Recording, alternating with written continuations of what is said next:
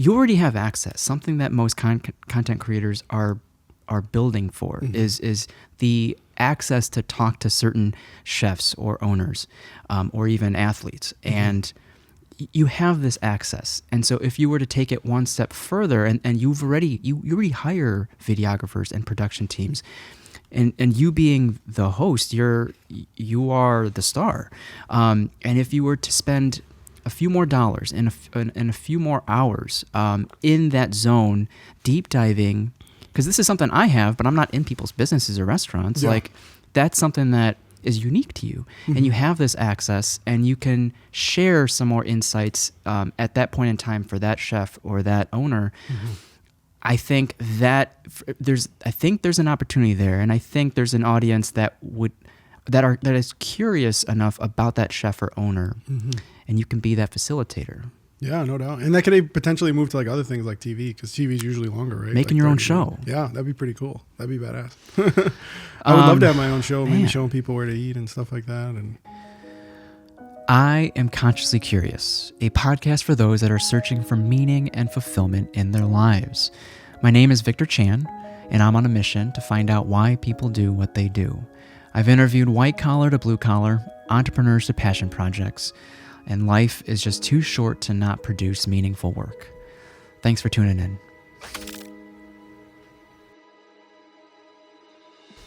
Yeah. Amin Tomalieh, what's up, man? what's up, bro? It's almost been a year since I've seen you. Yeah, has it been?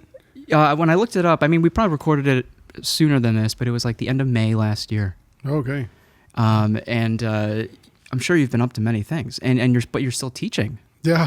Full-time teaching? Full-time teaching. Is it still ESL? Yeah. 9 through ESL, 12? Social studies, 9 through 12, yeah. Wow. Yeah. I haven't given that up yet. I think we talked about that a little bit, right? We did. And with the meaningful relationships that you've cultivated, because you've shared with your students that you want to be transparent, especially to the kids that you see yourself in.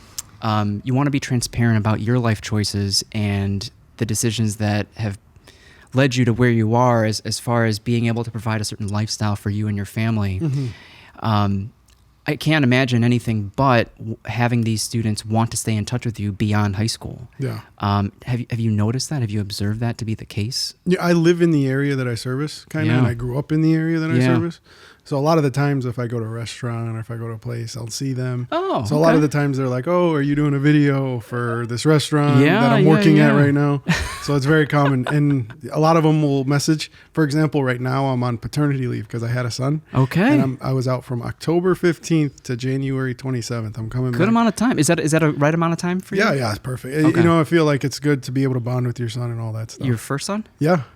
And how has that been? It's been amazing. It's been awesome. I love my son. What, when you decided to start a family, did anything change for you? Because I'm in that same boat right now. Okay, we're trying. Okay. We're trying, and like with that, it can feel like a job sometimes. And it's like you love your partner, and it's like, but you're exhausted from work, and you know all you want to do is pass out sometimes, and you have to muster up the energy. So what was your experience like as you made the decision to want to try for a family? So it kind of just, happened. We didn't have to really try. Amazing. Yeah. We got blessed. I know a lot of people have trouble with trying to have a kid. And one of my coworkers at the school, she did IVF. Okay. And she did, I think, like 2 or 3 or 4 rounds. Sure. And that stuff's expensive. So, no, we were blessed enough to be able to just, I remember it was around my birthday. Okay. It was, I think, March 2nd was when we found out, and my birthday's March 4th. Oh, amazing. So it was a good birthday gift. Yeah. But I've been blessed enough to have the time off to be able to really do it the right way. Yes. I feel exactly what you're saying, though. I imagine if I had to work full time at the school and then run my business and then also be a dad, it'd be kind of tough. So I'm preparing for myself for that mentally towards the end of January. Now, with this amount of time that you've had to be a father, a present father, have you then now started to think about what things you need to change, if you have to change anything at all, in order to continue spending meaningful time with your son and family? Yeah, I think I laid the groundwork. I think we talked about that before. My first teaching job, I got fired. Yeah. because I was doing everything in my business, right, and I was teaching full time. Yes. So recently I've been delegating to a lot of people. Yeah. So I have like a team of editors, a team of videographers and photographers, and I have a lot of influencers that also help me and things like that. So I think what I have to do to be a more present father and stay the way I am, because I'm, soon I'm going to be adding another full-time job towards the end of the 27th. So what I have to do, I think, is just keep delegating to those people I trust. Oh, wow. And trust them. And so it was that the major shift from 2024 to 2025 is continuing to grow that team? Yeah, continuing to scale to a point where it's like I'm not always going to have to be the one to do all the work. Yeah. And I think that's the challenge of every business owner. Yeah. Like if you want to grow. At least the laborious work. Where in the grand scheme of things do you find yourself working? I would say sales. Is it more like networking, the connections? I feel like network, connections, sales, like setting everything up, setting up the work order, and then just having all the other people fulfill the work order. Because in my business, it's like the videography going to the place and then editing it and then posting it. That's like where most of the work is the editing and the video. But the setting it up and then the posting is usually the easiest. Sure. It takes, maybe a couple minutes to post, and then it takes a little more time to create the relationship and all that, but it's very on your own terms, and you don't have to go to every place all the time. You can text, you can call, things like that. So networking and sales, I would say, is where I want to be more in my business. And these, your network has come to know you for who you are, and how have you continued to relay your ethos to your team as it continues to grow? That's a big word for me. Remember, I had a public school education, man. Can you explain ethos for me? Kind of your essence, right? Your essence, and we have one shot at a first impression, your reputation, and when you made that initial dialogue with that potential client, they have a first impression of you, but your team is going to make another first impression when they meet them in person. How have you tried to build that or relay that to your team? Yeah, no doubt. I think the best thing about my business is that like our body of work as a team is on my page. So the second somebody like wants to reach out to us, they look at our videos and they say, okay, I want one of those. It's kind of hard, I guess, like if you were a roofer, you'd have to send all these examples, and people aren't as well versed in roofing, right? But if you were a social media content creator or you did social media management, people always ask, well, send me an example. And I just send them an example, and they can get that. Also working with like yesterday I was on WGN, and I think right then and there, people know WGN. It's one of the bigger major... There's some credibility. Yeah. Those little things, planting those seeds, doing a podcast with the Victor. So I think little things like that help me get my name out there, my reputation, and people can see past just like our videos and see that we're just a bunch of humans doing what we're supposed to do to make sure that everybody is seeing their brand. Do you ever, speaking of roofing, do you ever feel like this is it is a transferable skill that you can apply to any industry? Or do you feel like that would be spreading yourself too thin? Yeah, I think initially, like before I had my son, I thought about doing travel influencing and content creation. It's not too far off, It's not too crazy, because all you do is talk about reviewing food. Okay, next thing you know, review a hotel. And where's your wife from? Is it Colombia? Right? Yeah. We did a couple videos. Yeah, we did videos in Colombia. We've done them in Miami. When we went to Paris on vacation, we were offered to do another video, but we were so busy and we didn't have that much time. That's actually where I proposed.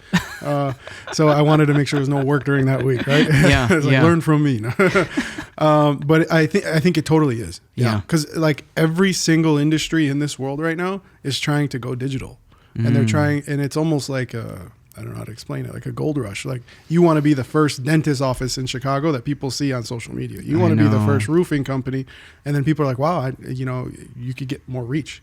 But putting in mailers in the mail is not as effective as creating an entire dialogue about your business. At that, along the same vein, if I don't get jealous too much, but if I were to be envious of anything, because I hate chasing this damn social media algorithm, but you have a consistency with your videos. Yeah. They consistently hit in the dozens, if not hundreds of thousands of views, and that's just on Instagram. I'm not on top of TikTok and Facebook. We've grown. And Facebook. Okay. When last time I saw you, we had 0 Facebook followers. Okay. Guess how many we have now? Let's say 300,000. No, shit.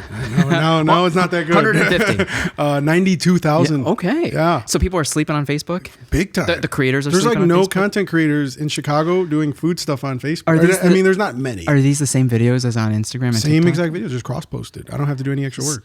And have you noticed a different demographic engaging with your content on Facebook? I mean, for lack of a better way of saying it, a little bit older people are on Sure. Facebook versus Instagram. But we've been super consistent with posting everywhere. That generation, sometimes if they're on the cusp of retiring, has more free time. They got more money. They got more free time. And money. Yeah. Usually when you're older, you have more money, you have more free time, you want to go out. Yeah. No, we've been really intentional with trying to be able to post on even YouTube. I mean, YouTube is a little bit more of a grind. We only have 2,500 followers on YouTube. We're doing shorts. Okay. So shorts, TikTok, Instagram, and Facebook. Well, I wonder if you want to do. We talked about this last time, but long form content for YouTube. Yeah. So I just posted the WGN thing video. We did. That was about this, 6 minutes. Yeah. And I posted it on YouTube. I didn't even check the analytics on it, if you don't mind. Well. So that's long form, right? Probably more than like probably 5 a couple minutes? hundred views by now. It's been a day. You have 2.6 thousand. 24 views. 24. 2.54 thousand. Like similar to all the other platforms, YouTube has its own community. Yeah. And if you double down on YouTube, if you had the time, it sounds like you doubled down on Facebook recently. Mm-hmm. But if you put some more effort on YouTube and then cut up those long form videos into trailers for all the other platforms, I think you have something there. Yeah, that could be a potential. Yeah, especially if like TikTok gets banned. Right. Then I would have to find, because that would take a little bit off my workload, and I'd be like, okay, well, where am I going to put that workload towards? Either another app or maybe double down on YouTube. Right. Right. Have you ever received this request or even just had a conversation with some of the clients that you've created short form content with? You already have access. Something that most content creators are building for is the access to talk to certain chefs or owners or even athletes. And you have this access. And so if you were to take it one step further, and you already hire videographers and production teams, and you being the host, you are the star. And if you were to spend a few more dollars and a few more hours in that zone, deep diving, because this is something I have, but I'm not in people's businesses or restaurants. Yeah. Like, that's something that is unique to you, and you have this access, and you can share some more insights at that point in time for that chef or that owner. I think that there's an opportunity there, and I think there's an audience that is curious enough about that chef or owner. And you can be that facilitator. Yeah, no doubt. And that could potentially move to like other things like TV, because TV is usually longer, right? Making like your own show. Yeah, that'd be pretty cool. That'd be badass. I would love to have my own show, maybe showing people where to eat and stuff like that. And is there a time where you feel like you would let go of teaching? Because I honestly thought that was the case. Like last time we talked. Was it? But here, I say like, oh, maybe? Maybe not, but like it just felt like you thoroughly enjoyed this work. Yeah. You thoroughly enjoyed having the ability to share this work with your loved ones, your friends and family. And that's something that, I mean, and they both touch on different fulfillment points for you. Getting to share your life and your journey with the next generation is very special. Yeah. But then getting to share good eats and experiences with your loved ones is also special too. Yeah. And so maybe you never had plans to let it go, but we can only be at so many places at one time. It's tough. Yeah. That's what I said. I got to delegate, honestly. It's like, so on WGN, the funny thing was, like, right before they introduced my segment. Yeah. Like the segment before that was talking about the second you get like studies show, like you live longer and you have a more fulfilled life if you set boundaries and you stop work at 5 o'clock exactly. and then they're like, and let's welcome, full-time teacher and content creator. And I was like, and I started the segment with, I'm a full-time teacher, and then I get out, and then I also have to, create all these videos, manage all these stuff, and manage all these pages and all this. Yeah. So, it's tough. And then being a dad, like you said, right? You have to, I think I've put the groundwork in create, like I have such great people around me. I have, Alex is one of my videographers that does a lot of video posts for my influencing side. Nice. Juan Camillo is an editor who is my wife's cousin's cousin. Now you're creating jobs. Yeah, right. You know, so what he does is he manages a lot of the social media clients we have. We also have really great videographers. His name is Marwan. He does a great job. Same with Doreen. She's an account manager. Yeah. We have some really great people. Sterling is another guy that we've been working with. We've gotten into food photography. So like if people need menus or if they need something for their website. So I think really, I know it sounds redundant, but just doubling down on all those people that I trust and saying, hey, listen, I don't have the time. I don't have the energy. Like instead of me going to this place, like tonight, I want to spend time with my son, or I want to go watch his soccer game, baseball game, whatever it might be. So I think that's very important. But it's a great question. Everybody that I mentioned this business to, Chicago Food Guide, how do you do it all? The first thing they say is, how you do it all? Yeah. And have you ever thought about quitting teaching? Those are like the first two questions. Now, we had our day ones in the EMT class recently, and I did share that sentiment of not wanting to continue trading time for money. But the fact that I'm here spending my time with you, it's because it's priceless to me, and I thoroughly enjoy it. And you want to move into the mindset of leveraging, it could be other humans, your team, it could be the internet, it could be writing a book, creating a YouTube series, a podcast, things that will live in perpetuity. And part of me feels not like guilty for saying that, especially in front of my team. And I'm like, please guys, don't feel like I'm taking advantage of you. You're allowing me to spend time with my loved ones. Exactly. And everyone will respect that. And I try to treat them the best way I can, whether that's fair compensation or creating memorable experiences for them. Yeah, I mean, you guys, he spent a bunch of money and took it. Yeah. I'm not going to say the number, but this guy didn't have to. But so, I mean, everybody knows you run EMT classes. How many EMT classes have a special graduation at the top of this year's tower? I've shared it before. We had bit of a humble clap we here, had 250 people show up. That's memorable. People are going to remember that for the rest of their lives. What's more like functional in the sense of like after the graduation, there was a career fair. So CFD, CPD, cool. OEMC, they all had tables there, and you could meet them face to face. So I'm just trying to facilitate and hold space for future connections to be made. Because a lot of the times these schools, I mean, for lack of a better way of saying it, you're a school, right? Yeah. And these schools, you get in, you pay them a bunch of money, and then they say good luck. But you're the type of person that when somebody gives you their money to learn to be an EMT, not only do you celebrate them, which not many universities do that well. They just throw you in a big gymnasium and call your name and probably pronounce it completely wrong. But you not only celebrated them in a memorable way they will never forget, but now you're holding their hand and taking another person's hand and saying, meet this person. They're great. I taught them everything. Give them a job. Yeah. No university does that. You're literally creating the connection. You are putting two hands together. That's badass, man. Great job. Thank you. Now take that sentiment, and you've probably thought about this before, and how do I apply it to the podcast? Because I don't generate revenue from the podcast. Yeah. And so, at least directly. And so, like, how do I create revenue on this podcast? No. How do I facilitate, let's say, previous guests that have been on together in one room to make it worth everyone's time instead of like setting up one-on-one coffee dates with people? Okay. I wonder if you've thought about like a networking event or something. In a way, it's just like something cooler. Not a cringy networking ice cream event. social, right? The vessel is limitless. Well, you remember, the second I did something, there's two guys that came on this podcast because they saw me here. The first guy, Johnny, Vitti, right, and he's freaking awesome. He's such a cool dude, and so is Eric, right? Eric Boss, that dude's really awesome too. They're both doing great work, and they saw my video.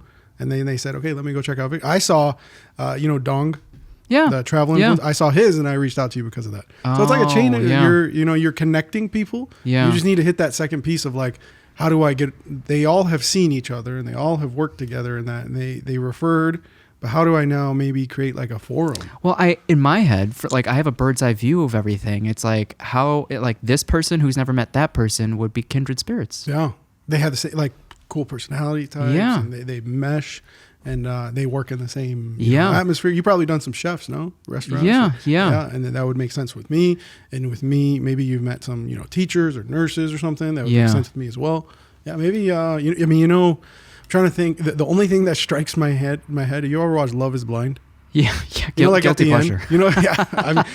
I've never watched it. I've only seen my wife watch it. Last one was trash. I've only ever seen my wife watching it, and I just walk past the living room and I see it. But what I've seen at the end is like this thing where they're all together. Mm-hmm. But it's almost like a roast or like a bash or like the hashing up bad things. The reunion. Kind of. Yeah. So maybe you have like a reunion show where it's like you invite everybody that's ever been on the show. Oh, wow. But you need to really come up with some pretty cool questions. I also have only 4 microphones. Yeah. You need to get some more of these. I'll donate one. How does that sound? But you told me these were super expensive, so we'll talk about how much it costs. These specifically, no. It's everything else. Honestly, this is $400, $450, okay. like that one piece. And then these arms, probably $100 a piece. No doubt. As a thank you, if you need an extra mic, I'll buy you one during the reunion show. And I'd imagine if you reached out to a couple of the people, you left a good impression.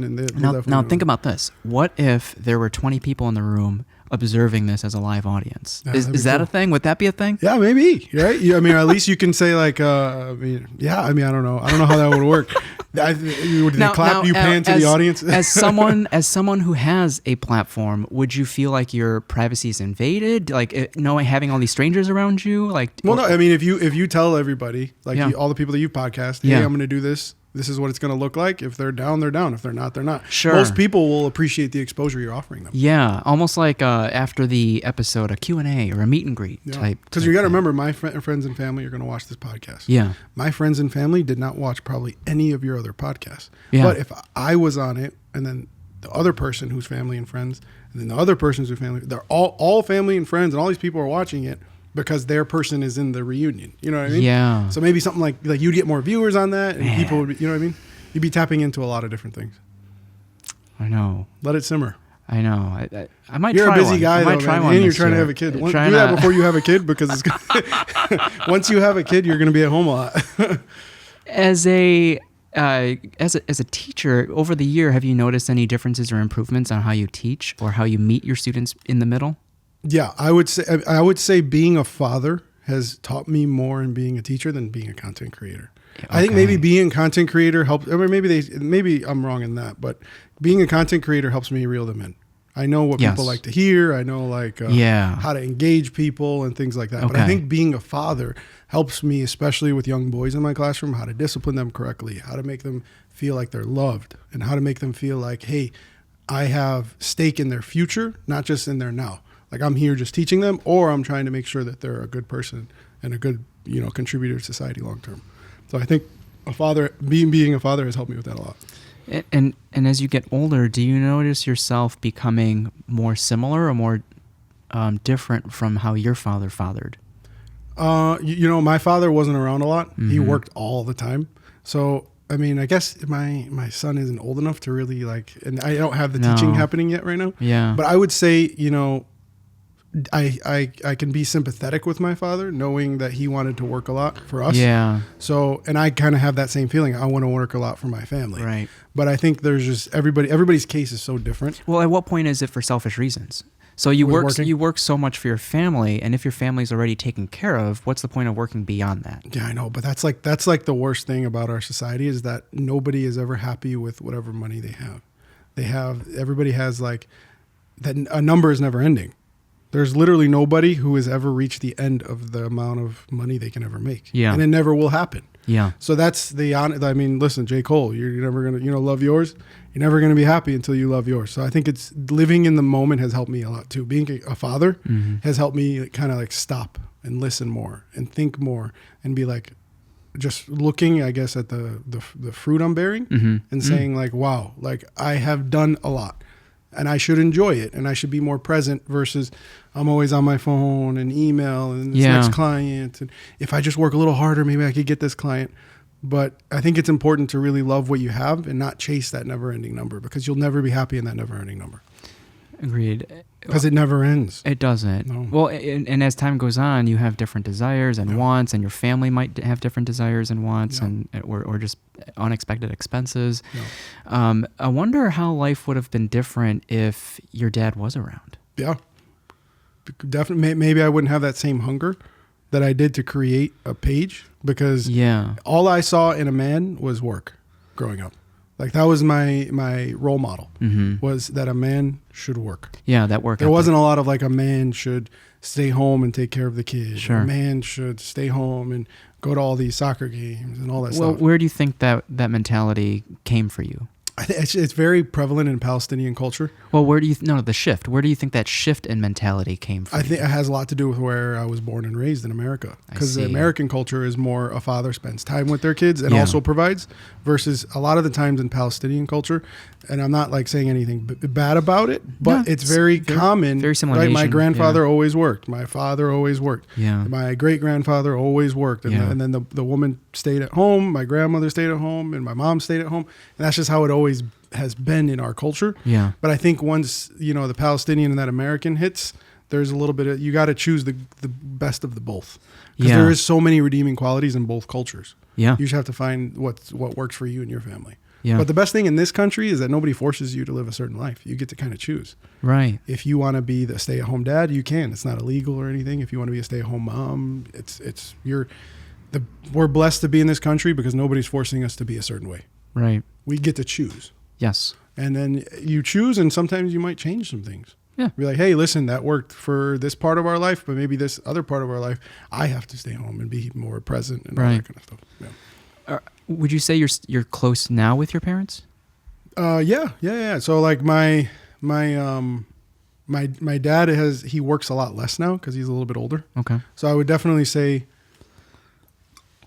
I definitely hang out with my dad a little bit more, but there isn't that much of a relationship like as I see with other people. Do you feel like it's still strictly professional? Yeah, I guess it's more like above water. I try not to dive too deep because then it's like. But is there a part of you that wants to dive deep? Yeah, 100%. It's my father, of course. But my dad he worked so much, and when he has that kind of like old school Palestinian mindset that like when I tell him about something, he doesn't relate to it, and that's totally fine. But I try to have him see the other side. But my dad is also very open-minded because he lived in Yugoslavia for many years. He lived in Europe. Wow. And he studied to be a doctor. But like the war, he had to come back in Bosnia and everything. So it's like my dad had a really rough time too. So I think as I get older, even my mom too. So like as I get older, I start to be a lot more sympathetic for both of them. But you also have to create those boundaries so that they don't kind of like... Because a parent will definitely tell you this is how you should live or this is what you should do. And they'll tell you straight to your face. And that's what you do as a parent. You guide your kids and they only mean well. Right. But sometimes it just doesn't work for where you're at in your life. And that's why I don't want to be like that for my son either. It's tough. Yeah, it's very interesting to... But my parents have both done a great job of like setting really good morals in my life. Of course. Like my mom has growing up, my mom would say, respect each other, respect yourselves. And then my dad, every time I went to school, respect your teacher, take school seriously. To this day, I could explain how much money I'm making on social media. My dad will say, if you have the opportunity, get rid of social media and never quit being a teacher. Because there's such a honorable profession. So there's a lot of good morals in my family, but there's also like a little bit of a disconnect of what works now in 2025. Well, it's very interesting. So you start noticing and observing what they value. Yeah. And similarly to you, my parents don't even have the curiosity or the questions about even the work I'm doing in my own time. They know I'm a teacher. They know I'm a business owner. They know that I podcast and meet interesting people, but they never ask like, who'd you talk to this week and who'd you talk to that week? They don't ask these questions. And there was a point where I wanted that, and I've come to a point where I've accepted that they might never have these questions. Yeah.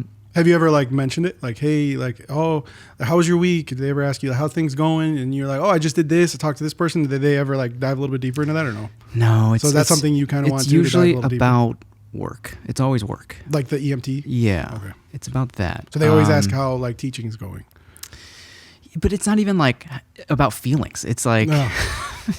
And that's how the older, that's how like the older generations are. You have your job, you're set, and they're comfortable and they're happy for you. Yeah, I know that for sure. Are they pushing? Are they asking you when are you having kids? When are you having kids? They're not. Oh wow, actually. My dad was like that. Surprisingly enough, I thought they would have actually. Wow, yeah. My dad was definitely like, when are the kids coming?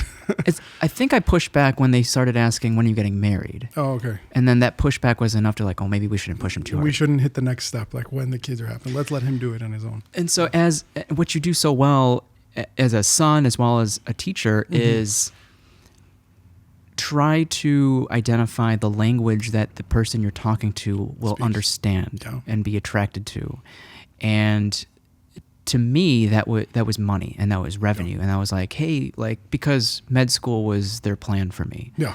And you're like, hey, I'm making as much as a doctor. I feel like I'm falling short. And when I share things like that, or how much I spent on graduation, it doesn't register to them. It's just like, okay. And I'm like, what do you mean, okay? Like that was huge. Yeah, it was. And similarly to like your dad, he might not have cared, and whereas it sounded like he cared more about honor. Yes. Right. 100%. And nobility. That's very big in our culture. I'm sure you've had noble and honorable effects through the social media pages. Mm-hmm. And so I wonder if and my dad has seen that. So I've taken my dad to restaurants. Yeah. And he's like, wow, like he's my mom and my dad are my biggest cheerleaders, along with my wife. Oh, wow. They're, like my dad, when we go to a restaurant, he's like, this is the biggest guy in the world. If he makes a video, you're gonna have the place full. That's amazing. Yeah. And my mom's almost the same. Like, stop it, Dad. Yeah, right? And my mom and my dad are my biggest confidence boosters. And I think that's why I'm such a confident guy. Okay. Because growing up, my mom and my dad always made me feel like I can take on the world. I can do whatever I want. Really? Yeah.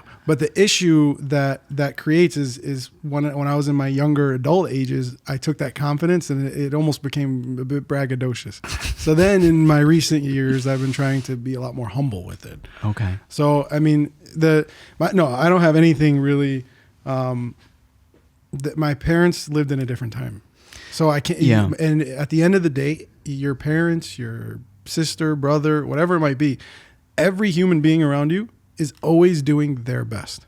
It might not be up to your standard, but at the end of the day, their best is their best at that time. Whether you think it's the best or not, this is what they're capable of. This is what they're capable of thinking through all the experiences that they've experienced in their life. But my parents have always been like my biggest fan. I love hearing that. Yeah.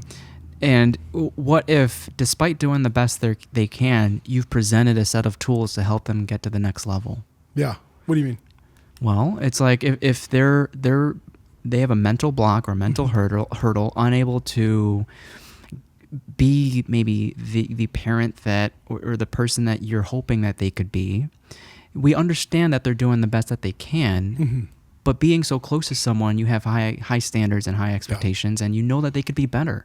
And so you present a set of tools that would help them get to the next level. And at what point is it simply a refusal to use these tools? Like I said, it's everybody's doing their best at their moment. You could give everybody. I mean, you can lead the horse to water, but if they don't drink it, they don't drink it. It is what it is. But you always have to be the person to extend the hand. Yeah. For and other people are really good at certain things. Like like someone might not be a great father, but they might be an amazing grandfather. Someone might not be an amazing husband, but they're a great father. So some people are just really good at certain roles, or they find them more valuable. So and that's a great thing to think about, is that like if you want your friends, or that's the biggest thing that I've had, I think, when I was younger, is like you have these group of friends that you want to you see them like not working or not finishing school, or spending their time on video games instead of building a business or school or working, and you're like, well, why are you doing this? But again, they're doing the best they can. And I've experienced that. I've had friends where it's like, what are you doing? You have all this time and you're kind of wasting it. And I'm like, well, we can do all of these things. Pick and choose. Like, what do you want to do? What can we get into? How can we better ourselves? Yeah. And at some point, they have to want it. You can't want it for someone. You can want it for yourself for someone, but you can't put your motivation in them. You can't drag someone to the next level. You can't. Yeah. And that's you probably seen it too. Like you graduate high school. The thing is, you graduate elementary school. Yeah. And then you graduate junior high and high school. But once high school ends, there is a big gap now between.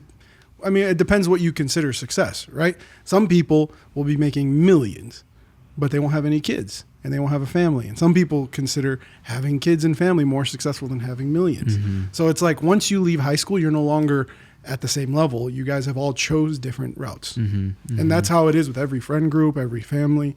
And I think the older mindset is you have a family, kids, a house, and that's success.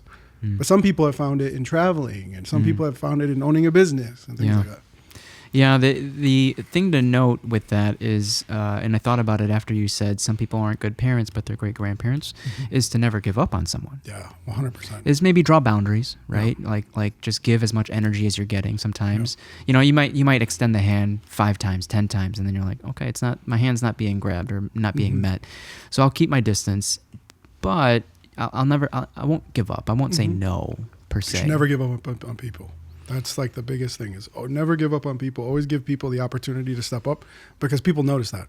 If you like reserve certain things and ideas for certain people, they're going to be like, well, this is what they think of me. You need to, in anything, friends, family, your partner, you definitely want to, give them the idea that they can accomplish anything like my mom and my dad did when I was younger. Because if they feel like they can accomplish anything, when they're ready, they will take advantage of that. You don't want to pigeonhole somebody. Yeah. Making them think, well, this isn't for you. Right, Dad, you don't know about content creation, so I'm not going to have that conversation with you because that's just not you. You keep trying. You'd be like, hey, like, for example, my dad really likes Arabian music or Arabian restaurants. So then I'll tell him, hey, you know that Arabian restaurant or music you like? I use that song and I visited this restaurant and I had this food. That's relatable to him. You just got to relate to people so they can see it from a lens that they're accustomed to. Yeah. Are you guys close with your wife's parents, your wife's family? So my wife's father is no longer living. Okay. And then my wife's mom, she lives in Colombia, so it's kind of hard to like have a good relationship with someone who lives so far. Did you get to meet him?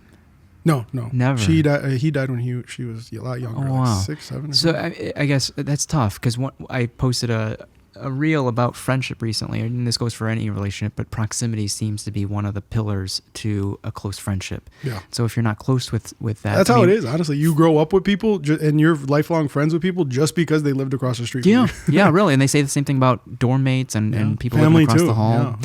Yeah. And so I was going to ask if you noticed any similarities or differences between the cultures.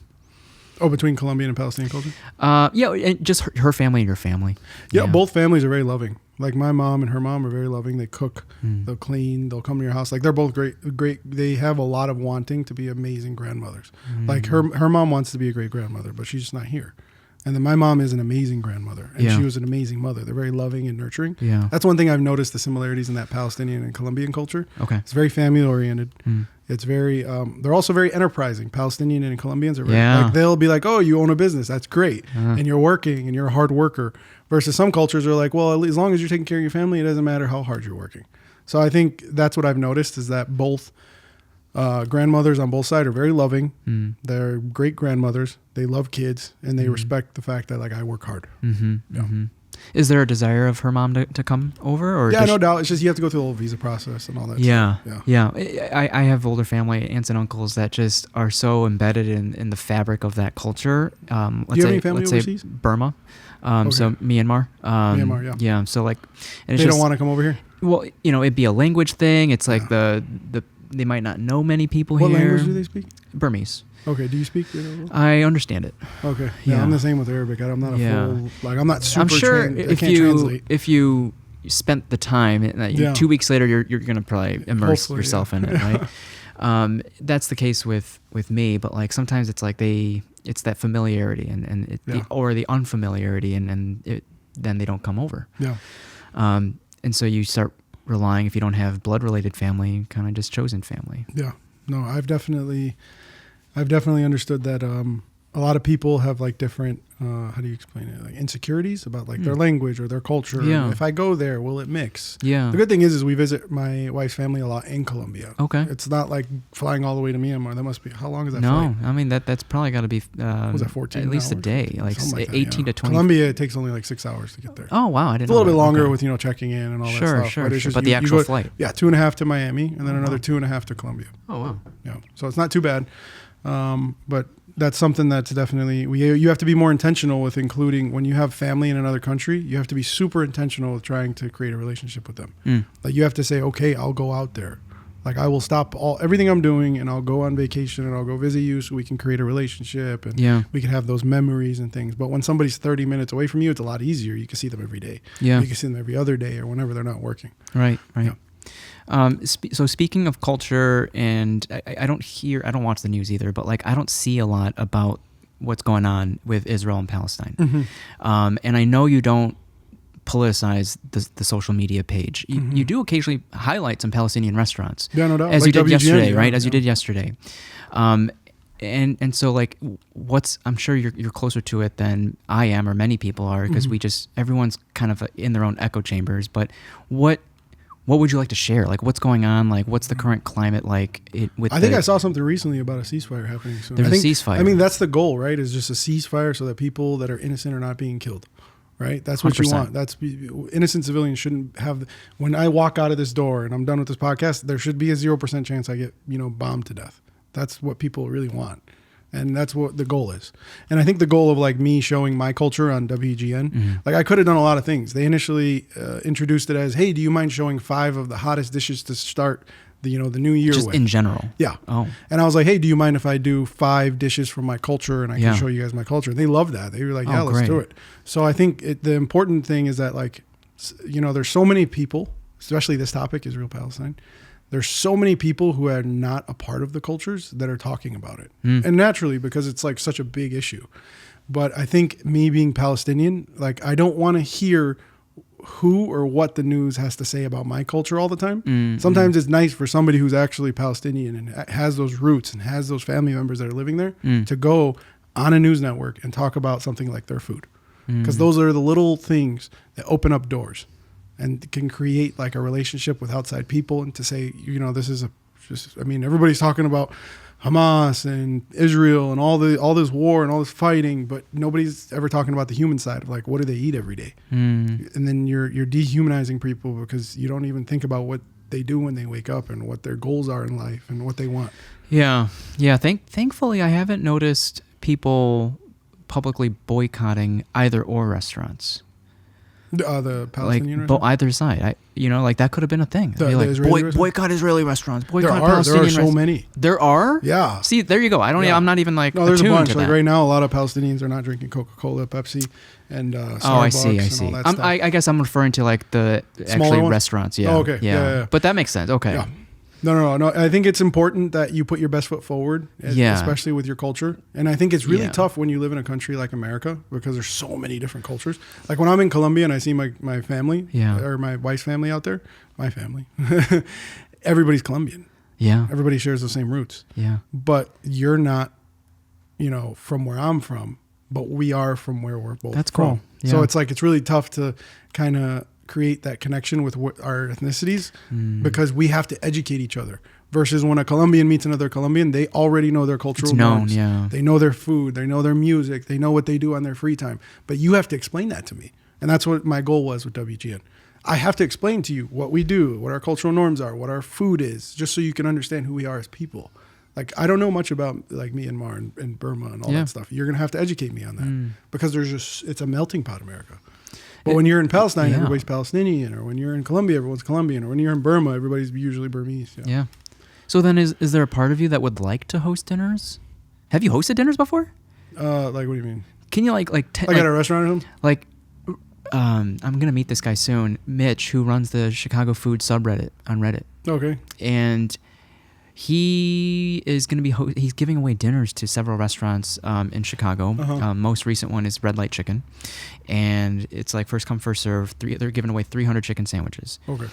Now that's just a metaphor, an analogy for, let's say you wanted to give away 10 seats at a Middle Eastern restaurant, a Palestinian restaurant. Yeah, and kind of like educate people through that. Well, that's probably not even the primary goal, but because now we're at a table sharing a certain type of food, it's natural for something about like, well, tell me about what's going on in Palestine. Yeah. No, that's a great idea.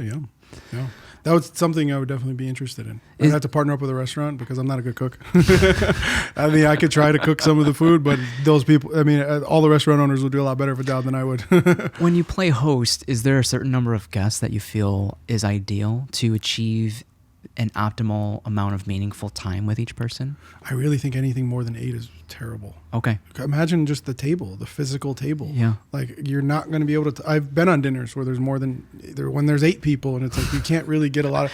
There's this group. Like, they almost create cliques like at the dinner table, and they're people you know and love, friends and family. Okay. Like, I've taken 8, 9, 10 people out on a dinner, and then I wouldn't have talked to anybody at the end of the table. So I think it has to be really intimate. It has to be like 4 to 6 is like perfect. Okay. Okay. Yeah, I agree with that. Have you ever been at a dinner table more than 12 people or 10 people? Yeah. Have you ever talked to the person at the other side of the table? No, you have to yell. That's being rude. Well, you're going to have to do laps, kind of like play musical chairs. And at that time, you're not having a dinner. Then it's just a networking. Then you're not either. Exactly. Yeah. And this is people with so I can't imagine strangers where you have to start from scratch. Yeah. No, right? the heart to everybody is their stomach. So you want to make sure you're having their stomach nice and full, and they can understand your culture through their stomach. But you also want to talk to them and see what's going on. That's another step of what I want to do for Chicago Food Guide. You've seen some of the athlete stuff I do. Yeah. I want to do Hot Ones. Yeah, Sean Evans. Those chicken wings and stuff like that. I want to do something like that, but more like Chicago restaurants with maybe some Chicago people, celebrities, whatever it might be. Almost like podcast meets content creation with food. So maybe we can do something like that. Yeah. So like where we have a meal, and maybe there isn't like these big mics in front of us because it doesn't see. This is podcast, right? This ASMR of like. You explained that to me for the first time. I didn't know what that was. But like having, just small mics so that people aren't like, this is a podcast. It's more like, we're having a meal. It's very natural. And that's when people usually talk they're realists, is when they don't have time to be like, okay, I'm taking a spoon, but I have to say something. So they just say what comes to their head. Yeah. Things like that. Yeah, it's very free flowing. Same with like walking and stuff. Like if you're walking and talking at the same time, you can't think of like how to be. You can't get caught in your head, right? Yeah. You just say what comes naturally. The production of those very small DJI lav mics or Rode mics have made content creation so much easier. Yeah. Because the quality of audio just instantly exponentially skyrockets, and when they had two, now you can interview people walking and talking. Yeah, what's crazy is like, imagine being on a TV show and like this dude with a boom with the boom arm. Yeah, and then it's like if you just see what's on the other end, you'll be like, this isn't going to be super authentic. Yeah.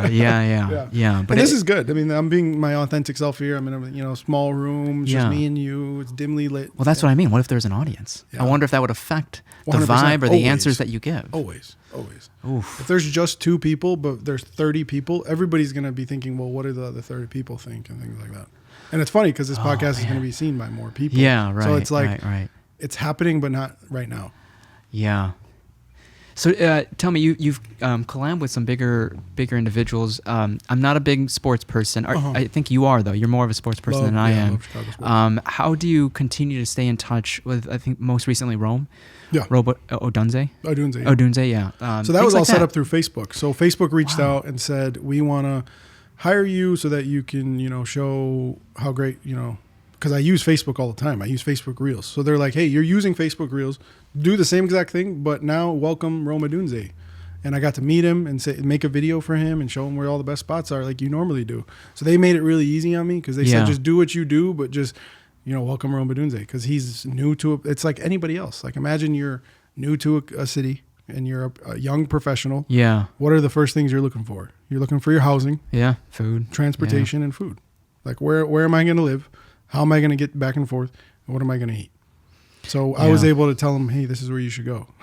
Are you a sports guy? Huge. Love Chicago sports. Imagine if you weren't. Yeah, I know. I think that's the reason why they reached out. They do their research and they say, okay, I've already done the Eat Like a Bear series. Where I had a dinner. I don't think that place is even around anymore. 11-11? 11-11's not allowed anymore. Such a great, one of my favorite restaurants. I didn't even get to try it. Such a great restaurant. Yeah. No, sorry, you can't.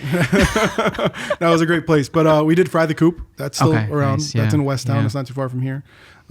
We did also Caesar's Killer Margarita with Braxton Jones. That was a good one. Do you feel, first of all, is this the Chicago location of Facebook, or just Facebook from California reaching out?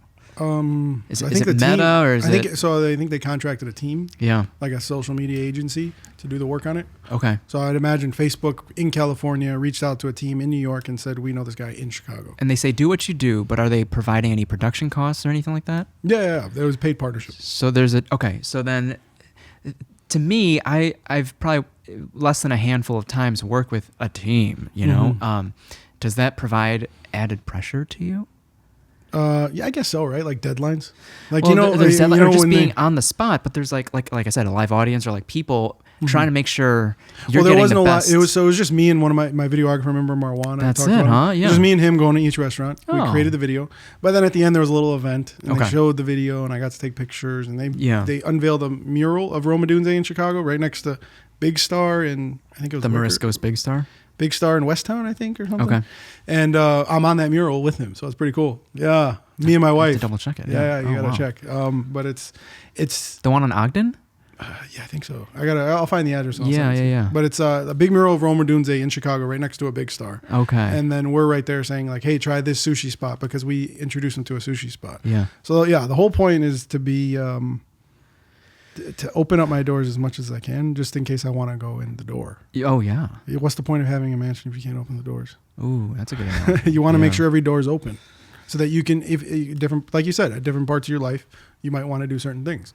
Initially, like 5 years ago, I wanted to do travel so heavy. I wanted to go to all of these resorts and all of these nice hotels across the globe. Yeah. Now I'm thinking that would be so inconvenient with a baby, and that would be almost dangerous, right? Like we don't have a doctor that we can trust, that we know 100%. God, I don't know how Dong does it.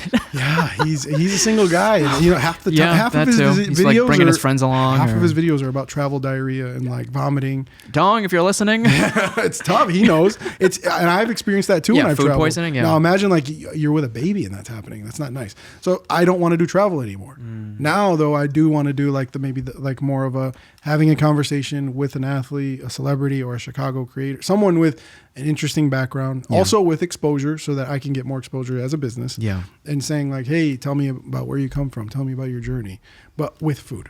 It's very interesting. At this point in the time, you're not opposed to exposure. There you go. You're not opposed to that. No. Was I last time?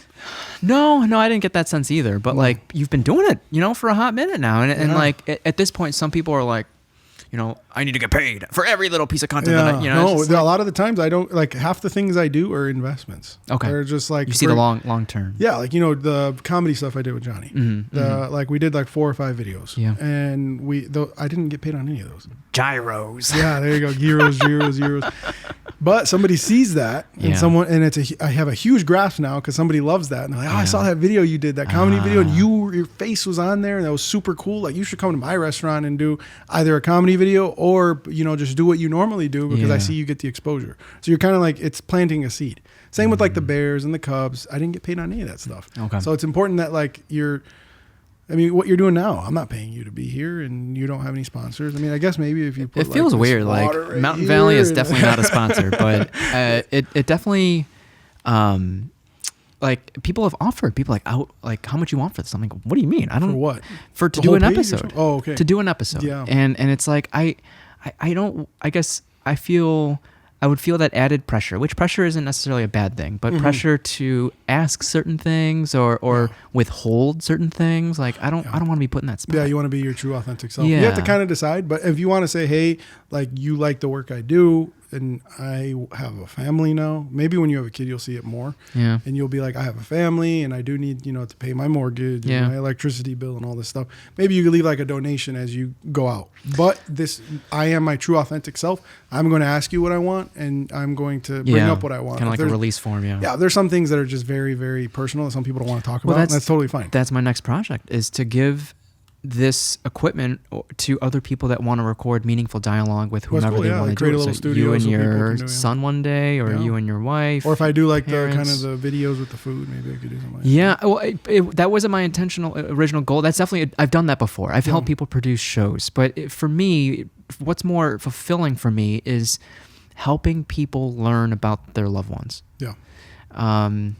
And like I've produced shows, and sometimes the content of the shows doesn't just tick off the fulfillment box for me. Yeah.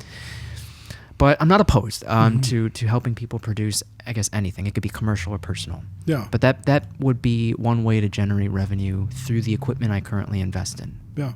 No, I mean, once you keep working, you'll figure out, you'll know, God will tell you, hey, this is how you're supposed to feed your family with this. Because like I didn't like 6 months ago, now what I do is, because I have so many relationships, restaurant owners that I go to and I do a one-time video for, I'll say, we post the video, they love it. And then they're like, well, you're great, right? But I don't want to post them every week. Because then it's like, Chicago Food Guy sponsored by this place, and it's not authentic, and he's like overdoing the same place. People aren't going to like that. So I'll be like, hey, we have a network of influencers that we know that we can send to your restaurant, and they can make a video. Influencer marketing. I didn't have that option 6 months ago, 6 to 8 months ago. Oh, wow. But now we send influencers, and then we get paid per head. Okay. And that business is starting to make more than social media management. Amazing. And it just happened 6-8 months ago. And that was just something that God told me, hey, listen, this is what you're supposed to do. You've created those relationships. You've invested in those people. Now, it's time to give a little bit back to them. They make some money. They get a good experience with their family.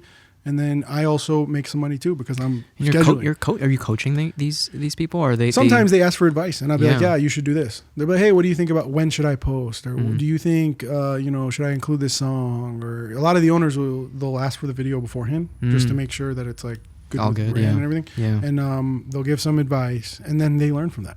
So new influencers are learning, and that's something that like 6 to 8 months ago, if you told me I was going to make money just by connecting people, I would have been like, "Whoa." And I'm just connecting people. I'm just bringing them together. Yeah. And I'm scheduling. Yeah. And there's some follow-up. Yeah. Well, you're leveraging your network. Yes. Yeah. You're leveraging. Let's say like Victor, for example, does food videos in the Chicagoland area. And, Amin just did one. But now I want somebody else to do it. So I'll send out Victor. You pay me. And he does his thing. And then we're done. Yeah. It's really cool. So maybe you could think of something like that. Okay. When you come up with places that you want to take collaborators to, or let's say Rome, how to me, I'm like, damn, I got a first impression. I gotta impress. Hopefully he doesn't get sick at this sushi place. So hopefully this place doesn't give them the bug. So do you feel? Is there any amount of pressure that you feel with that? Like trying to make a good first impression. Yeah, I mean, if I get like, are these places you've been to before? Yeah, if I get super sick from a restaurant, I'm not gonna go and ask. I don't think that's only happened to me once when I first started. A really long time ago, like 4 or 5 years ago. So if I have a super intent, people tend to give you the CFG experience. I call it. Like they tend to put their best foot forward when somebody is putting their food on camera. Yeah. So a lot of the times, I mean, and hopefully everybody else gets that example, but when you schedule something, people are going to treat you a little bit better. It's just the truth, especially when you're on camera.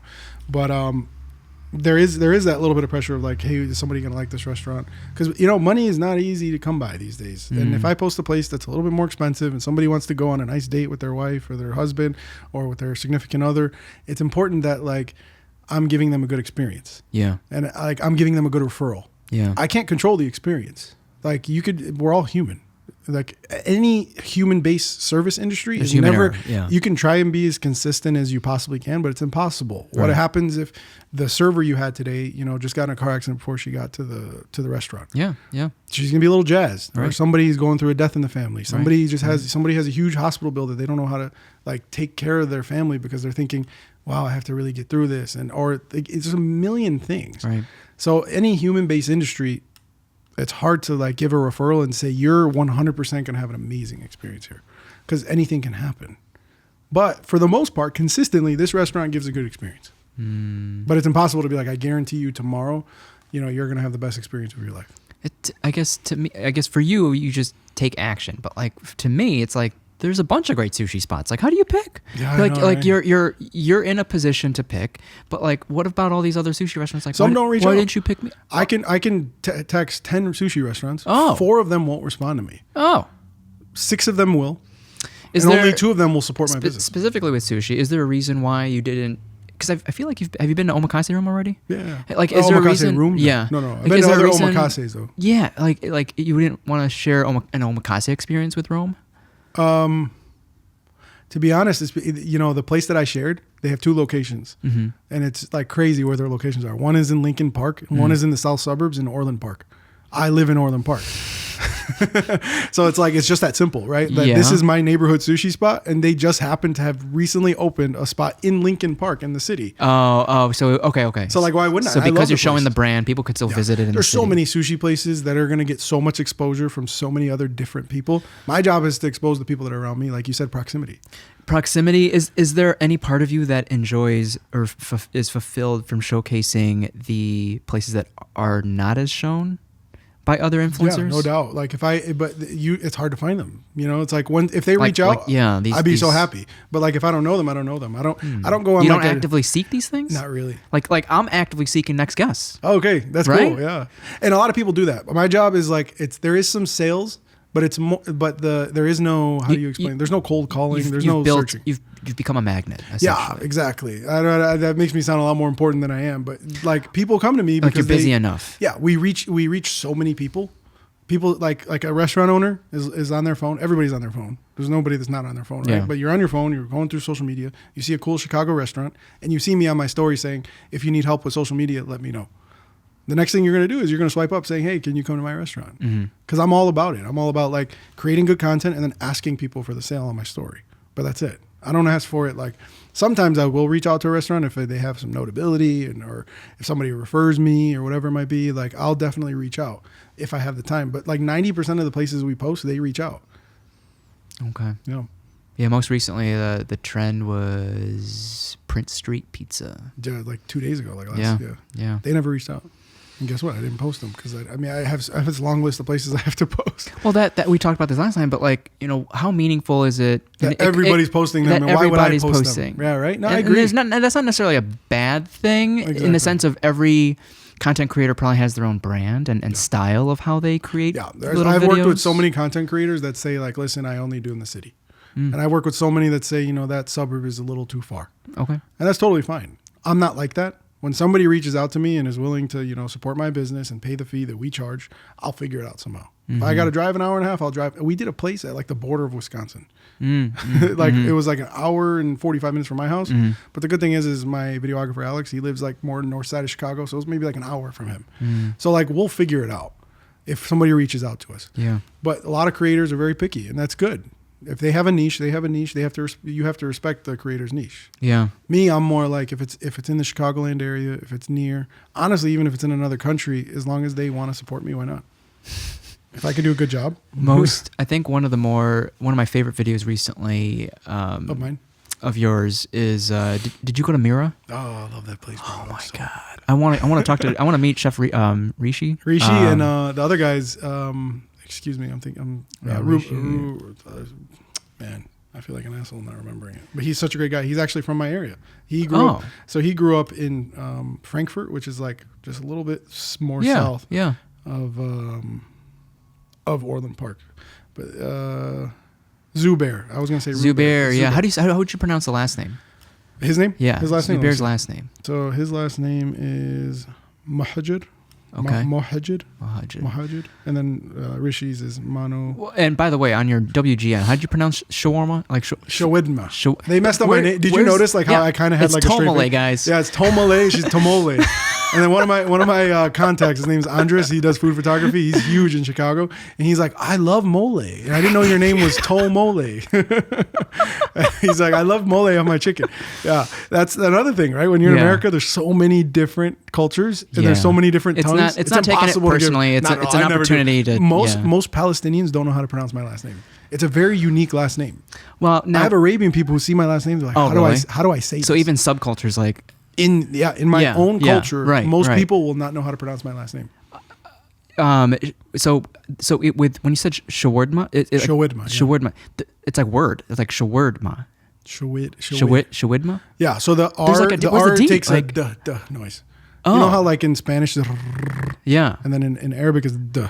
Oh, interesting. Yeah. So now is that contextual within culture or between cultures? That's just how Palestinians. Because if I were to go to Pita Inn, I don't think Pita Inn's that's not Palestinian. I don't know that Pita Inn. Yeah. Maybe they're Jordanian, Lebanese. A lot of people make shawarma. Watching that video, that was the first time I heard it like that. Shawarma? I'm like, oh, that's interesting. I said it once on a video. I forget what place. I said shawarma, and then there was.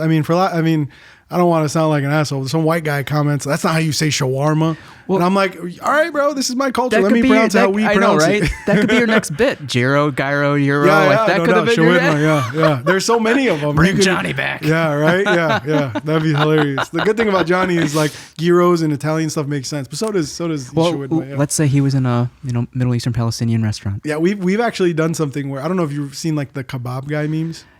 No, I don't think so. So it's like, when you go to Starbucks, the girl at the counter is like, oh no, it's going to cost extra for the phone. Okay. Or like here at Chipotle, it costs extra for the guac. Yeah. But when you go to like a small business and it's an Arabian dude, he's like, don't worry, I'll take care of it. You could pay me next time, blah, blah, blah.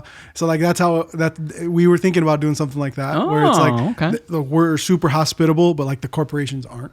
Okay. That's how it usually is with small businesses appreciate when you come in those doors versus like a corporation is like, I have corporate rules to follow.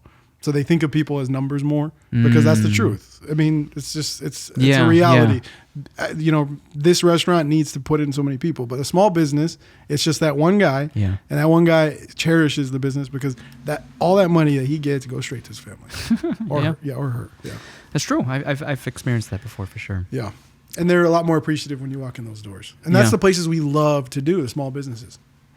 And as you continue to grow, you probably have bigger opportunities. So I think you previously mentioned Wendy's or Manchester. We work with Manchester City. That video is coming out soon. Wow. We work with Facebook this year. We worked with Wendy's. We worked with Culver's. We worked with Noodles and Company.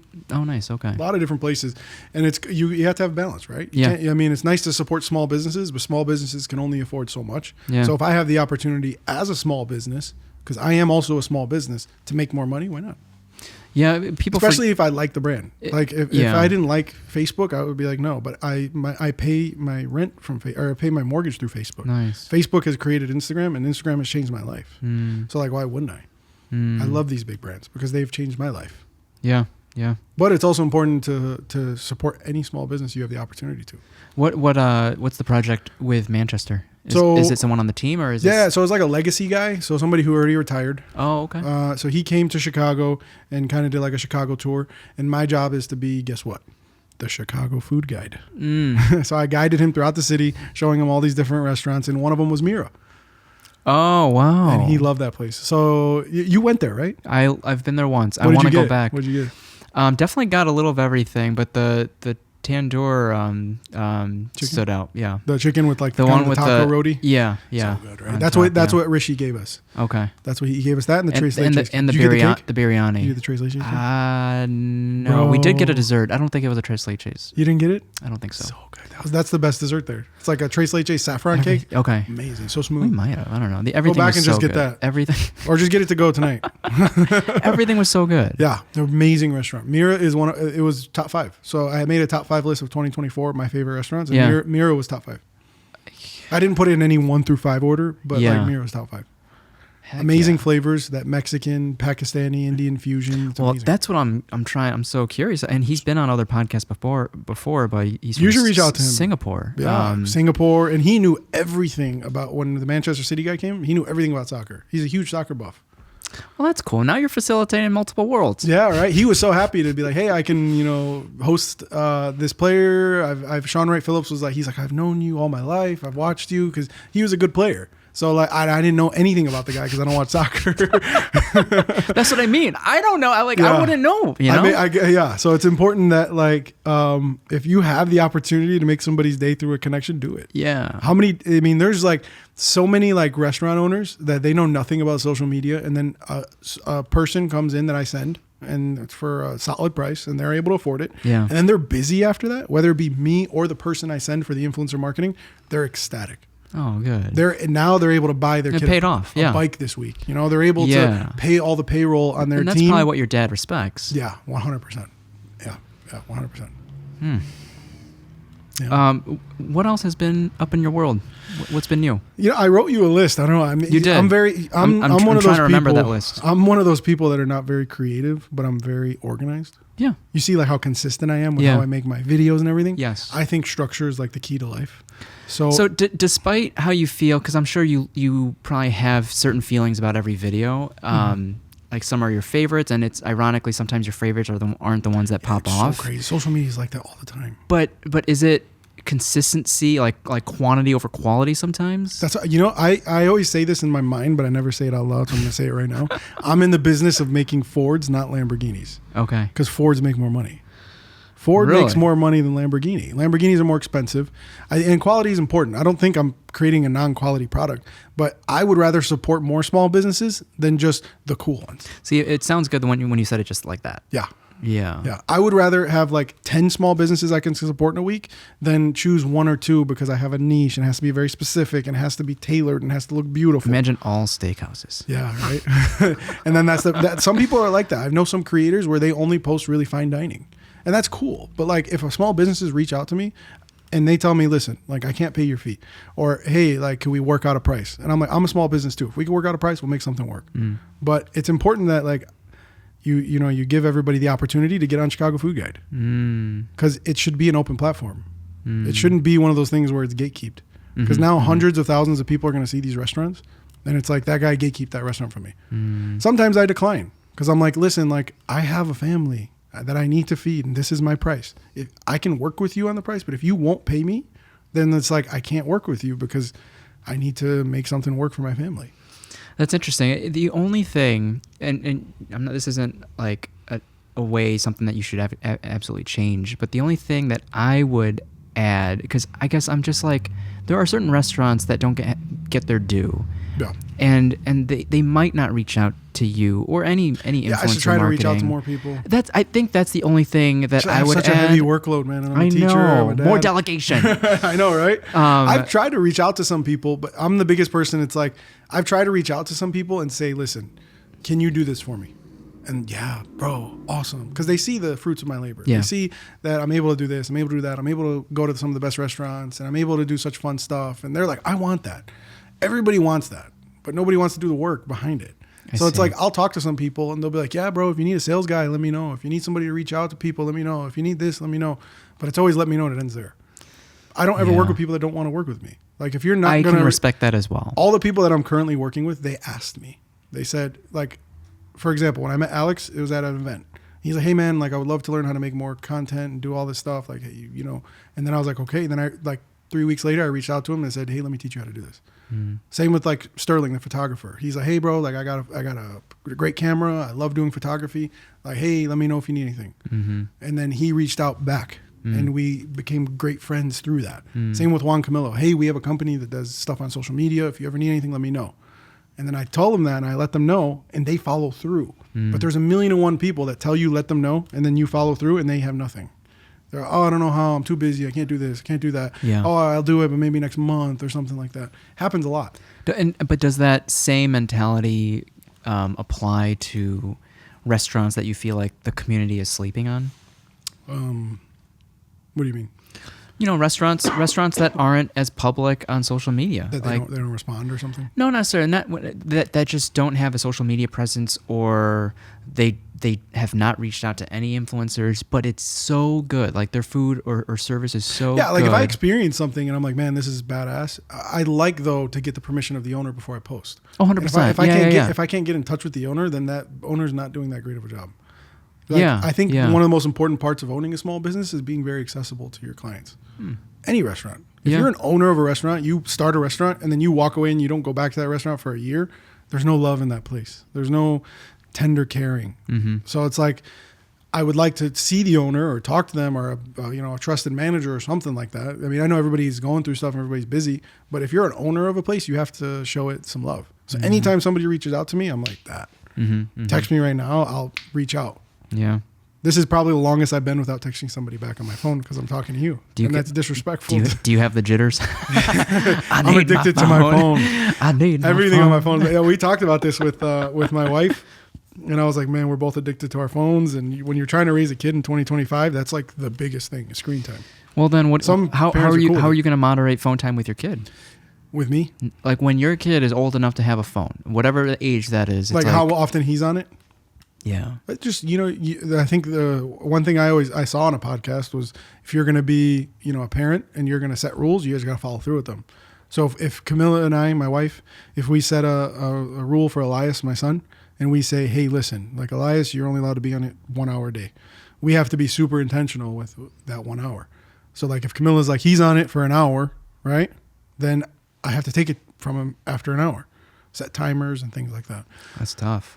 Yeah. That's tough. But it gets pretty crazy because, like, I mean, all the, what is it called? Like dopamine hits. And all that, and all the cheap dopamine. iPad babies and stuff. Yeah. Well, it's easy to occupy their time and their energy. It's tough. It's tough to be able to say, like, but you also want to teach them technology, but you want to teach them how to use technology responsibly. Yeah. What else is on your list? So I got my newborn son, Elias. 3 months old, love him.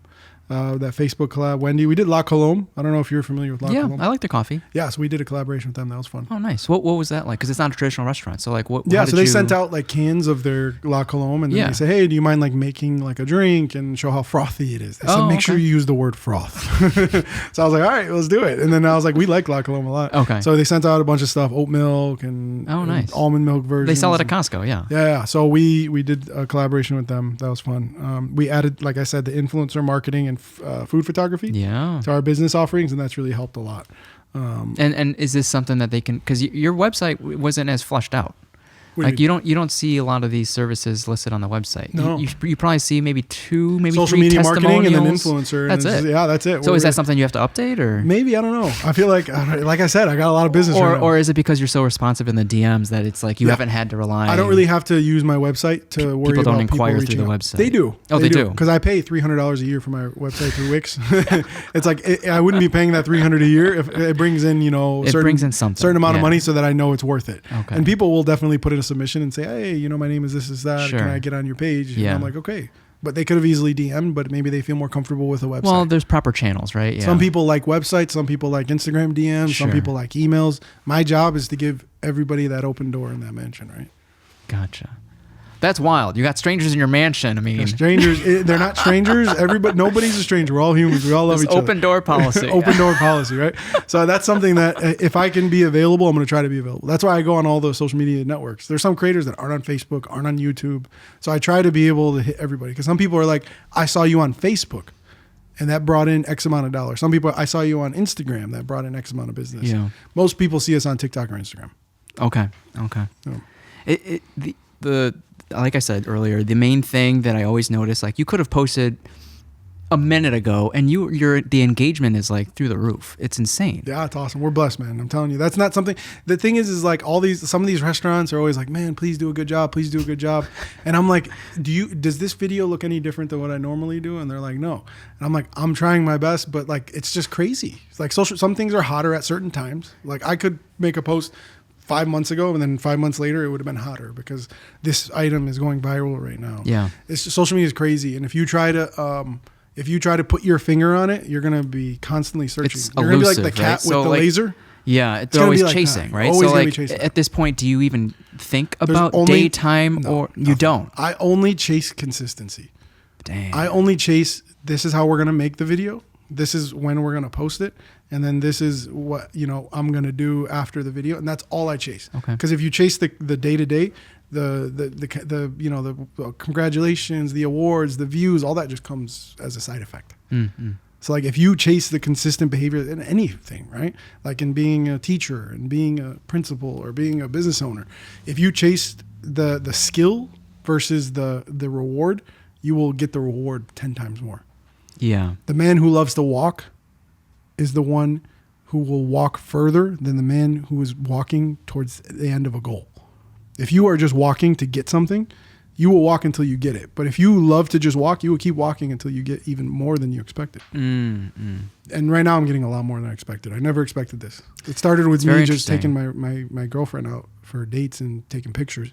Then it became videos. And blog. Don't skip the blog. The blog. Yeah, I was going to start a blog. And then she told me, what is this, 2005? You better, hop on Instagram, CSO. And then I made an Instagram, and then it now just blew up. That's funny. And I'm super happy about it because it's changed my life. It's changed a lot of restaurant owners' lives. It's changed a lot of people who have interacted with me in my journey. It's changed them a little bit too. So I hope it does, and all that kind of stuff. Amazing. Is there anything big goals for 2025? Any other big goals? Yeah, I would say more of the, like last year, more of the big brand partnerships, because that brings in more money for my family, and so that I can get my name out there more. I would say like the hot ones type of thing. Like I want to be able to do like with some people who have big exposure. I want to be able to sit down and talk about their journey while having a meal. Yeah, I think that'd be cool if I could do that more often. So like how long would that episode last? I would try to keep it under 3 minutes. Oh shit, that's not long at all. Yeah. So for me, it takes about 30 minutes to warm up. Yeah, I know. What are you supposed to do in 3 minutes? Quick, 3, 4, 5 questions, and 3 minutes is even too long. I mean, people's attention span on social media is so low. But if it's good, people watch Sean. Sean is a good host. You see, I've never done it before. Okay. So you might change. So maybe I might change on it if we have more time. I'm not going to pigeonhole ourselves to this is the time. But in the beginning, I'm going to be like, this is what's working. Like, for example, the WGN post, I just posted it and like it got 20,000 views on Instagram. Wow. It's 6.5 minutes. I never believed that in my life that I could make a video that long. Here's the thing. When we make this video, I think I'm going to give it to you and we can reflect on what part of the episode you really liked. That's always a guessing game for me. Mm-hmm. But I have a feeling it's going to hit more if it comes from you and you invite me to collab than if I send it. That's how it is most of the time. Isn't that interesting? Because I think it pushes out to the audience. Your audience first? Yeah. I have a creator in my network that she posts, and then 1 week after she posts, she invites them as a collaborator because she's like, I want it to see what it does with my audience first, and then when we add yours, we'll see how it adds on. Oh, that's just. I don't know. That's interesting. I don't know if it works. I haven't heard that. Yeah, that's just what she told me. So, and then she's pretty big, so that's good. Yeah. How about you? Any goals 2025? I know it sounds like there's, maybe from what I'm hearing, maybe like getting your parents more involved in some of your side hustles would be kind of nice, or at least for them to see the value in it. Well, I think I'd like to have, with that project I talked about, recording meaningful dialogue. I think in doing so, I need to create a portfolio. And I think if I were to invite my dad on, one, I think I would learn things about my dad that I've never known before. Yeah. And then two, the portfolio piece is a byproduct of that. And then maybe two, by seeing this, maybe he can gain some insight, like a tangible insight into like, oh, this is what Victor does. Yeah. Maybe. So he can see it. Yeah, that'd be cool. So it's launching that project in 2025. And then as an entrepreneur, you probably have a million ideas bouncing in your head, and it's focusing those ideas into your niche. Mm-hmm. And so similarly, instead of creating a travel page, it's like doubling down on your food. Mm-hmm. And it's so like, what's adjacent to that? Well, photography, right? Mm-hmm. Or having a network of other creators. And so you're kind of creating multiple lanes, but still in your overall grand scheme of things, food, right?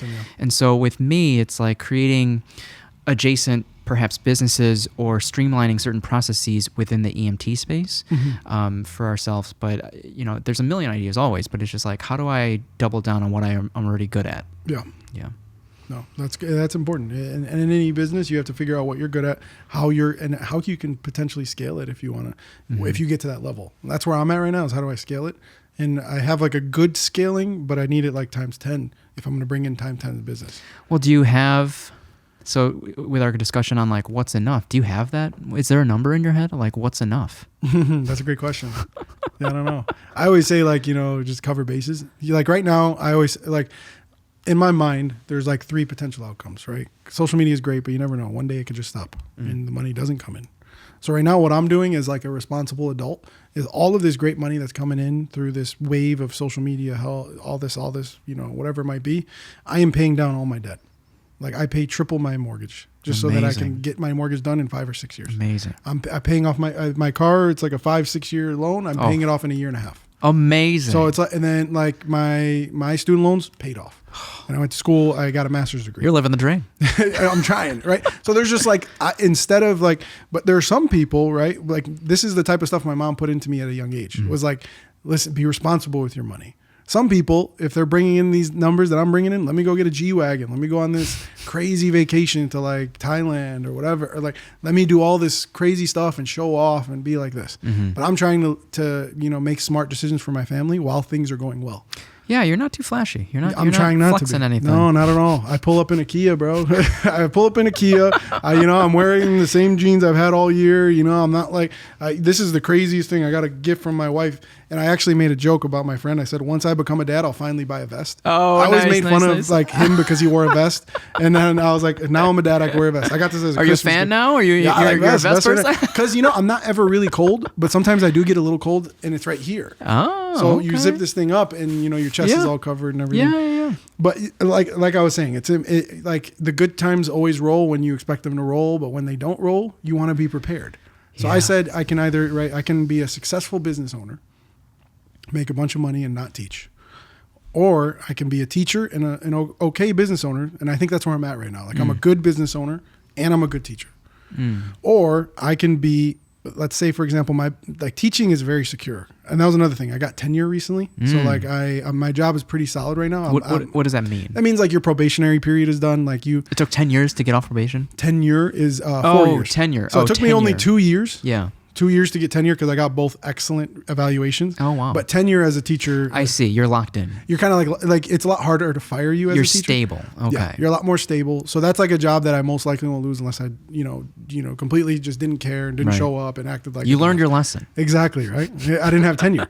So when you have tenure though, like it's a lot harder to or they don't have to give you when you don't have tenure, they don't have to give you a reason for why they're cutting you. Oh, I see. I didn't know that. But when you have tenure, you have to go through like processes and you doing this wrong. Is that pretty universal amongst like steps. all types of teachers? Most schools, most public schools, private schools, they have their own thing. I didn't know that. Because they don't have to go by any laws. Sure. So like I said, I can be, a really successful businessman and quit teaching and just worry about money all the time and be super big in that, right? And social media becomes bigger. I become a network agency and all this other stuff, right? That'd be great. Or I'm a teacher and a good businessman like I am now and I have time for my family. Or I'm a teacher, but because I was smart enough at a young age to pay off all my debt, I'm a teacher with no debt. A house, cars, no student loans, all this stuff. Because when the good times were rolling, I decided to put the money towards doubling down on those things and not living this crazy flashy life. And some people do that. I mean, I'm not going to blame them. Everybody's doing, like I said, the best they can at the time that they're in. But you have to, I think of those outcomes potentially all the time. Yeah. A business can be great for 10 years and the 11th year could bankrupt you. Ooh. I've seen it. The very high percentage don't even make it past year 1, if not year 3. The best businesses, I read this recently. I don't know where I read this. Maybe I sound like a dumbass saying, I read this statistics. But most businesses that succeed are side hustles because they don't need to succeed. If you have a job and you're building this business, you don't have to feed your family from it. So you're able to keep working on it. But if you quit everything and you go all into that business, you're more likely to say, listen, I need to do what's right for my family and stop working on something that's not paying me. But when you already have this steady income, like teaching or whatever it might be, or teaching the EMT and all that kind of stuff, right? You don't have to worry about the business bankrupting you. Yeah, well, you don't have to take projects that you really don't feel good about. And you can really decide how you're going to be intentional with growing. Versus like, I have to take all this business because my mortgage is due next month. Yeah. Amazing. I mean, that was awesome. I didn't think I'd like this episode as much as I did. To be honest, you're like, this dude's lame. Last time I talked to him, he sucked. No, that's pretty severe. But like when someone like, I don't know, it's like there's so much more to you than just content creation, obviously, right? It's just, but it's sometimes you forget that, because I have other content creators like, can I come on? It's just like, what are we going to talk about? But I think I'm in my own way, and like there's so much more to you and your goals and what you're doing for the community and your family that make you special and make you unique. I appreciate that. You too. You're doing a great job. I mean, when you told me about like doing something like a graduation for an EMT class and making it real nice for them, like that's something you don't have to do. But you're, leveraging yourself, saying, I want to create memorable experiences, because people aren't going to remember like, oh, that teacher gave me a degree. Or I remember that teacher because they gave me knowledge. They're not going to really remember that. They're going to remember how you make them feel. They're going to say, that guy made me feel loved. That made me feel seen. He made me feel heard. He made me feel celebrated. And that's what you're doing. And I hope to be that kind of man. Where can people find you if they don't already follow you? Chicago.food.guide on Instagram, and then Chicago Food Guide on Facebook, YouTube, and TikTok. Somebody took Chicago Food Guide on Instagram, so I had to put periods in between each number. Even then, good. I mean, even having periods between the words is still pretty good. Yeah, it's a good name. It's not registered by any. It's not a business name in Illinois. Chicago Food Guide. I'm the one who owns that name. But it never was. Nobody ever made that a name. And it's a pretty cool name, I think. Yeah. Well, similar to Chicago EMT Training, it's like surprising how nobody took that. I mean, right? We're number 1 on Google. It's like, that's crazy because of that name. Yeah. That's awesome. Hey, badass, man. Good job. All right, Amin. Pleasure. Thank you, Victor. We will catch you next time. Feel free to, if you exponentially grow again, let us know. No doubt. Everyone else, thanks for tuning in. We will catch you in the next one. Bye. See ya. Hey, what's up, guys? Thanks for tuning in. If you like this video, you might even like this video. If you haven't subscribed, please subscribe right here. I'll see you in the next one.